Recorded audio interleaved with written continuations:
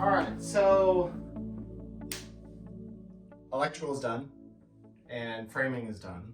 So I could keep screwing around with drywall, but that's not going to happen till this weekend. So it's carpet time. Now, I know it's not asbestos. I know a lot of you skip through things, and I know some of you will then see the floor and immediately comment, that's asbestos. It's not, but I don't want to deal with that. So instead, we're going to deal with a little magic, and the magic is going to be now.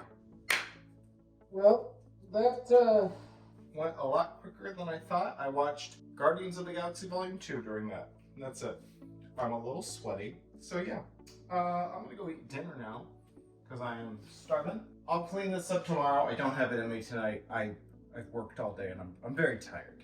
I'm very tired. But it's very echoey in here now. That's okay. These are in amazingly better shape than I thought they would be. I think it's pine. I don't know what it is. I think it's pine. It's different than what's downstairs for sure. But yeah, it's in good shape. I don't know why the middle is not stained. It's clear that there had been bigger, I don't know, things, because there's like multiple different types of stain. So this is a great start.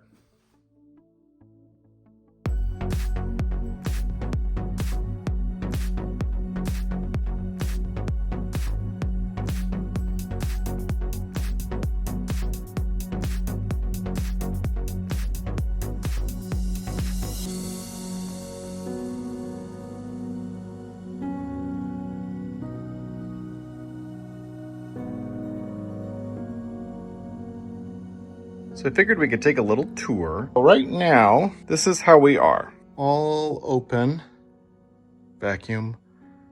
I got sconces mounted on either side of the mirror. Those had been in the stairwell. We go up. This floor is identical to the floor in the bedroom, so that'll still get cleaned up real nice. Got the balcony door, the entrance to the bedroom. Everything has now been cleaned up in here, so no more nails anywhere in the floor. Wall of windows. We've got the TV, all of the little nooks, and the cabinet. I did settle on a paint color, which I'm going to go pick up shortly, and that is this one. It's going to be Big Dipper by Sherwin Williams. And then coming in here, a little bit more of a mess because it's the catch-all area. But we've got the moved walls and the walk-in closet. And then we'll jump to the bathroom. Bathroom doorway is all framed. The box is in the wall for the new switches to go there instead of around the corner. We've got one of the doors from downstairs that will go as the bathroom door. And that's that.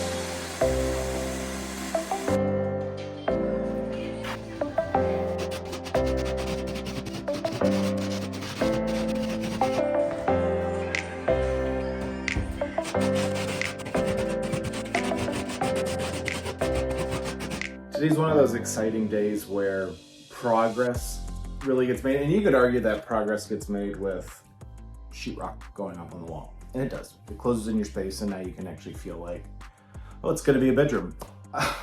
But today is plaster, which is not my favorite. It's not my favorite, but what's exciting about plastering is that that's like the first of a two-step process of being done with like the dust and stuff, the construction. Because after this, it's like prettying things up, adding trim details, adding the wallpaper, painting.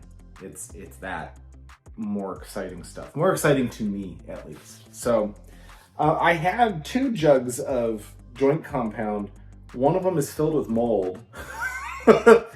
So joint compound can mold. I don't know if it's, I think it was a bag that I had dumped into a thing. And I assume that when you add tap water to it, tap water has microorganisms, you know, whatever. I think sitting in the jug with no airflow to it, so it never dries out, and being at a constant temperature, it molds. It was a real bad smell. I won't even show it to you. It was pretty disgusting.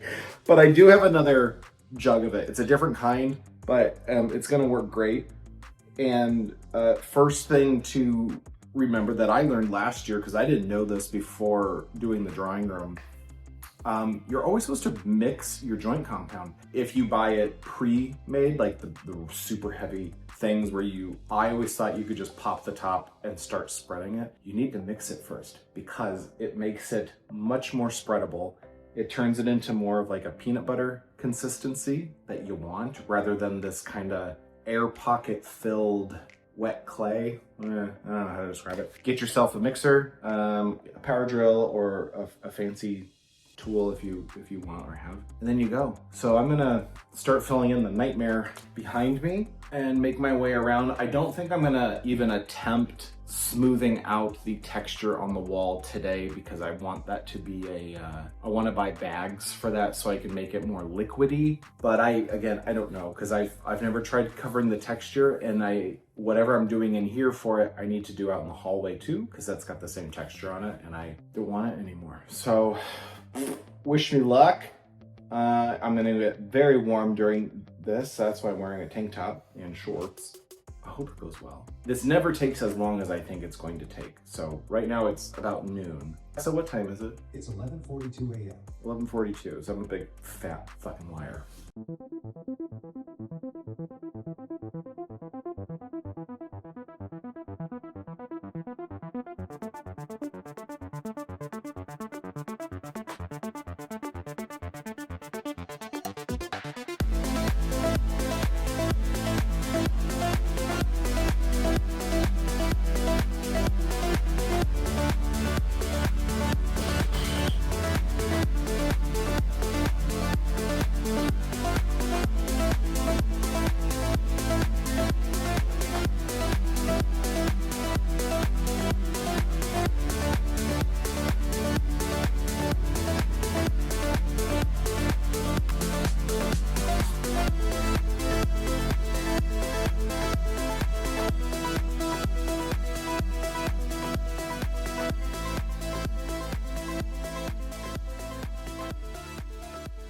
I wasn't gonna do covering on this texture, but I was running out of plaster, so I figured I might as well do this, because in the hallway there's gonna be like a board and batten 5 feet up, and then I was just gonna paint the top, leave the top painted, albeit smoothed out. I actually think I'm gonna wallpaper the top, because I think that would be kind of cool up here. Yeah, that's what I'm thinking.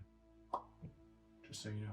So I am starting to mark out like an actual level line of where things are, so that when I get going on the wallpaper and such, I have an actual like spot that I'm doing this in. That'll make sense. Well, that didn't work. I need a poo-poo.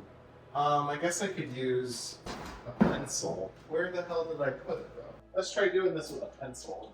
And this is just like, I mean, obviously it doesn't need to be exact, but this is just so that like clearly where I did the plaster is not as far up as it should be. But once the wallpaper is up, there will be a piece of trim along the ceiling here that'll hide where the paper ends. I need to figure out can light placement. Basically how far from things it needs to be. So like, for example, our line here, paper's going to there. If I have, let's say, a 3-inch wide trim piece, because I haven't kicked it yet, I want the can lights to be centered with the window here and over there. So how far is that away? Well, let's move this laser. Ah! And then it's equidistant from the line we just drew. That's about 9 1/4. I have 24 lights, so I had to get more because 12 wasn't going to be enough for this and the closet. And I wanted 4 more, which leaves 8 for the hallway. So 16 lights. And I think I was going to do, oh shit, math. Okay. So let's say we're doing 2, 14. Okay, so 12 in this room. I should be good. Then it's the weekend. It's the next weekend. I don't know what my hair's doing either. I've just been kind of chipping away at things. I've been plastering. I did a lot of plastering. I did a full skim coat on everything behind me that'll be exposed. That won't have the board and batten. So today's kind of the day I've been dreading because it's the sanding day. And I still have some more plaster work to do. That's plaster work that I'm going to do once I've sanded because I kind of need to know where my opportunities are. I'm not good at plastering. I won't deny that. But back in the fall, because this whole project has been one of like, this is all stuff that I bought when I started planning the room back in, June and July. So I have a fancy sander to do this project with. So that's what's in this. And it's one of those ones that, oh man, I don't know what the hell these parts are. It's one of those ones that like lights up so you can see where your wall is still crazy because, again, I'm not good at doing plaster work and you can only see so much with hand sanding. And I learned in the drawing room that even after I used the power sander on things, there were still issues that remained. And I had to go back and touch up and touch up. So I'm hoping that with this thing, I'll be able to like knock it all out in one go, see my opportunities, fix them, and then, alley-oop from there. Oh, there's one more thing. Andrew came over last night. I have a ladder now. I have to cut the bottom of the legs off because it's a little too long, but they have this thing all notched, so it's easy to do that. It's pretty thrilling that I don't need a ladder anymore on the floor. I'm gonna put this thing together, give it a whirl, and then I'm gonna have to probably run to Menards today because I'm gonna need some other stuff. Came with a whole bunch of sanding pads. I don't know. We're gonna see how this goes. I'm cautiously optimistic it's not gonna make like a shit ton of dust, but I don't know anything about anything, so I'm gonna start with 80. We're gonna try it on the ceiling first, because the ceiling has that like, the fuck's that for? The ceiling has that sand texture from the 80s, and if I can knock the texture off, that'd be awesome. It's not the end of the world if I can't. Wish me luck. I'm gonna see how much dust it makes. If it doesn't make a ton of dust, then dusk. So I'm real educated.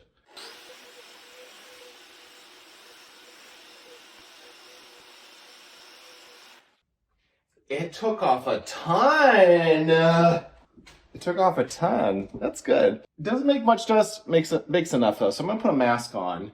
I'm gonna knock out the ceiling, and then I'm gonna shift to the walls and maybe not use the 80 grit. I'll probably use something a little at 150. I think I need AirPod. I washed my hat and it's like too small for my head now, so I have to stretch it back out because I got such a big damn melon. Okay, here we go.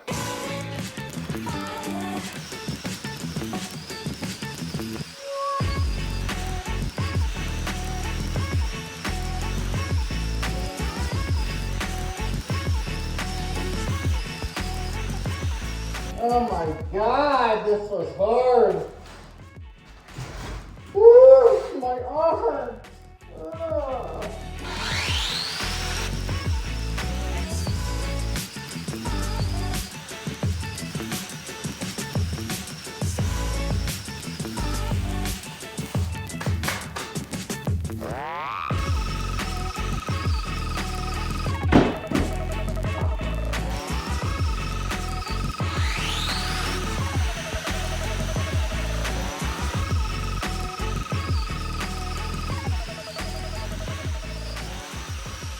So that was exhausting. My shoulders are shot. I'd say it did about 90% of the work that needs to that needs to be done. It did highlight some divots that need to be patched. That's totally fine. I expected it. I did a lot better on this wall with my work than I thought I did, so that's awesome, and I'm really not going to have to do much on that. I'm going to let all of the dust settle for a moment as I cut the holes out for the can lights. If there are any issues with where those holes are, I want to know now before I paint the ceiling. Oh my god, my shoulders are so tired. I'll cut the holes, I'm going to take a shower, and then I'm going to make a run to the store for some supplies. And by the time I get back, the dust should be settled so I can vacuum everything up nicely, and then hopefully get the first coat of paint on the ceiling so that that'll be able to get crossed off the list.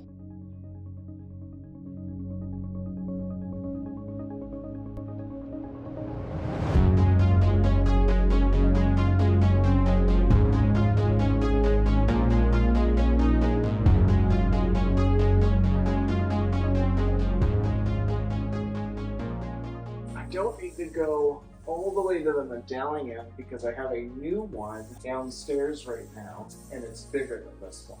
If you're wondering what that deal is, that's what that deal is.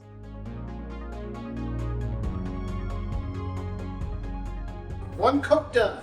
I'm just kind of scooting around the room. The ceiling's all painted. This is the difference, by the way, if I've not illustrated this before. That's the old ceiling paint, which is flat, and that's fine. I usually do flat paint on ceilings. For this bedroom, what I learned with dark paint flat in a room that is color drenched dark, the ceiling does not reflect any light, and therefore, if you're trying to read a book or anything at night, there's really not a lot of ambient light to help light your stuff. I went with a matte finish. That's not even satin, it's matte. And look at how much more reflective it is. Granted, it's a little bit of a lighter color, but what I was gonna say is I've been just kind of bopping around and doing random little projects. One of them was I'm trying to figure out what the crown molding will be like in this room, because I know that I want some sort of a crown for two reasons. One, I didn't want to do plaster at the ceiling corners because I'm not good at it, so I'm going to hide it. And two,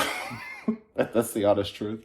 Two, the ceiling in here is angled like the floor, which is the same as what downstairs was. But because the ceiling height up here is only 8 feet as opposed to the 9 feet of the drawing room, I was not going to rip the ceiling out in here and level it, because that's just insanity, because that would mean removing all the insulation in the attic, and that's not going to happen. I know the floor is super angled. I know the ceiling is angled, as evidenced by the gap right there, which disappears down there because this piece of sheetrock is level. However, I started here because this is the lowest point in the room for the ceiling. It's almost directly above the lowest point in the house, which is where the drawing room goes into the parlor. I held a 2x4 up there because that's what I'm going to start my framing with, and made my mark. From that, I went around the room making it level. Right here, we start at 3.5 inches, which is the width of a 2x4.